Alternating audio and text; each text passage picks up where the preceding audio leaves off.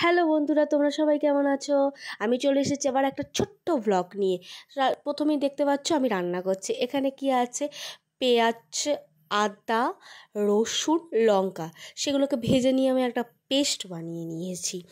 এবার সেই পেস্ট কড়াতে তেল দিয়ে পেস্টটা ঢেলে দিয়েছি, আবার ঢেলে দিয়ে ভালো করে কষাচ্ছি। ওর মধ্যে দিয়েছি হলুদ গুঁড়ো, লঙ্কা গুঁড়ো আর জিরে গুঁড়ো। আর এই যে মাটনটাকে আগে থেকে আমি টক দই মিশিয়ে ম্যারিনেট করে রেখেছিলাম, তো সেই মাটনটাকে দিয়ে দিলাম পুরো ওই গ্রেভির মধ্যে, কি বলবো, মিশ্রণটার মধ্যে, মানে পেস্টের মধ্যে। তো দিয়ে সেটাকে আমি ভালো করে নেড়ে চেড়ে নেব। আজকে মাংসটা একটু অন্যভাবে করব, তো অন্যভাবে করব বলেছি। এবার তার ইনগ্রিডিয়েন্টগুলোও দেখিয়ে দিই। ন্যাচারালি এই মাংসটা আমি যখন করি, মানে মাটন কখনো এইভাবে করি না, চিকেনটা করলেই এইভাবে করি, কিন্তু আজকে ইচ্ছা হলো মাটনটাকে এইভাবে করতে।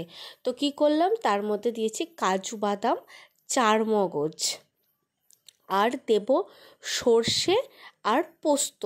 সেটাকে আমি ভালো করে একটা পেস্ট বানিয়ে দেব, আর এইটাকে একদম আমি রান্নার শেষে দিয়ে খানিকক্ষণ ফুটিয়ে নেব। তো দেখো, একদিকে দেখতে পেলে চালটা ভিজোতে দেওয়া আছে, ওটা হচ্ছে ফ্রাইড রাইস হবে আজকে, তো সেটার জন্য। আর এদিকে চলছে মাংস রান্না। মাংসটাকে তো ভালোভাবে কষাচ্ছি যাতে খেতে হেভি টেস্টি হয়। আর এই যে ফ্রাইড রাইসের সবজি ভাজা চলছে, তো একদিকে চলছে ফ্রাইড রাইসের সবজি ভাজা, আর একদিকে আমি মাটনটাকে প্রেসারে দিয়েছি, কারণ মাটন তো না হলে একটু শক্ত থেকে যায়। আর আমরা তো বাঙালি, আলুটা একটু লাগে, ওই জন্য আজকে আলু দিয়েছিলাম। তো টাটা।